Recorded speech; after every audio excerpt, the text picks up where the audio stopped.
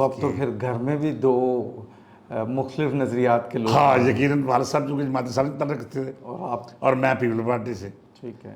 تو میں نے تعلق ٹھیک رہا والد صاحب سے اس کے باوجود؟ ہاں والد صاحب چونکہ والد صاحب کا بنیادی ایم جو تھا وہ جاگیردار کی مخالفت تھی یا ظلم اور جبر کی مخالفت تھی. ٹھیک ہے. اور پیپلز پارٹی کا بھی یہی منشور تھا. ٹھیک ہے. بلکہ والد صاحب ایک دور میں جماعت اسلامی کے رویے سے نالاں ہو گیا اچھا. اس وجہ سے کہ وہ ظلم کے خلاف اس طرح ڈٹ کے نہیں کھڑے ہوتے جس طرح کھڑا ہونا چاہیے تھا. ٹھیک ہے. وہ مصلحت پسند تھے اور ان کا خیال تھا ٹھیک ہے. کہ ہم اس طرح کی جنگ نہ لڑیں جس کے نتائج اچھے نہ ہوں. تو سو میں پیپل پارٹی کے پلیٹ فارم سے سیاسی طور پہ کام کرتا رہا.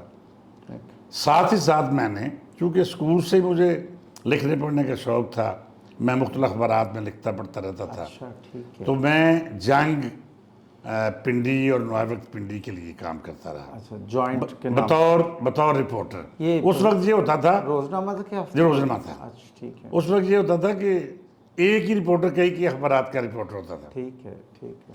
سو صحافت تو مجھے اس طرح آغاز ملا مجھے ٹھیک ہے. اور میں کرتا رہا. سیاسی طور پہ متعارف رہا. پھر میں پیپل پارٹی کا ڈسٹرکٹ کا جنرل سیکرٹری رہا. اچھا. اس دوران بہت سارے نشیب و فراز آئے اور جاگیردارانہ مخالفت کی عوض مجھے بہت سارے مقدمات کا سامنا کرنا پڑا. اچھا. حتیٰ کہ ایک قتل میں انوالو ہوا اچھا. اور اس کے علاوہ 200 مقدمات کا سامنا کرنا پڑا. اور وہ قتل کا آپ پہ جھوٹا؟ ہاں یقینی بات تھا. وہ جو مرا تھا بندہ وہ ہمارے ہی دوستوں کی وجہ سے مرا تھا. لیکن اس میں مجھے انوالو کر دیا گیا. آپ شامل نہیں اس لڑائی میں شامل نہیں تھے. لیکن اس میں اللہ کا شکر ہے کہ میں اس میں بری ہو گیا. اس کے علاوہ 200 مقدمات. یعنی آپ نے وائل جوانی میں تھانہ کچہری اور جیل دیکھ لی. ہاں آپ ایک نہیں 200 مقدمات کہہ سکتے ہیں. اچھا. جس کا سامنا مجھے کرنا پڑا. جب پیپل پارٹی میں ایکٹیو ہوا یہی وجہ ہے کہ جب آپ صحافت میں آئے تو آپ کے ساتھ پنجابی زبان کے چاکے لت تھا.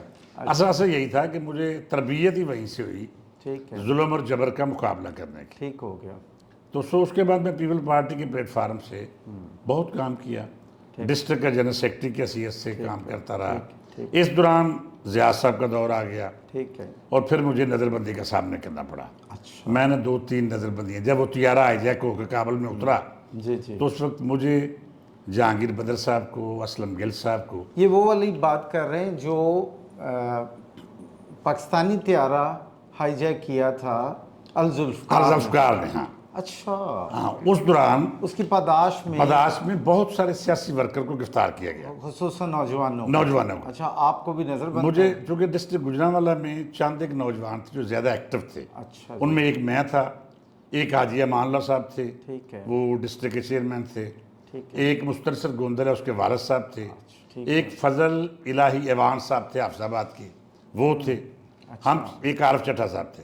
ہم 4-5 بندوں کو گوجرانہ کے سیل میں رکھا گیا اور وہیں پہ اسلم گل صاحب کو لاہور سے اور جہانگیر بدر صاحب کو بھی.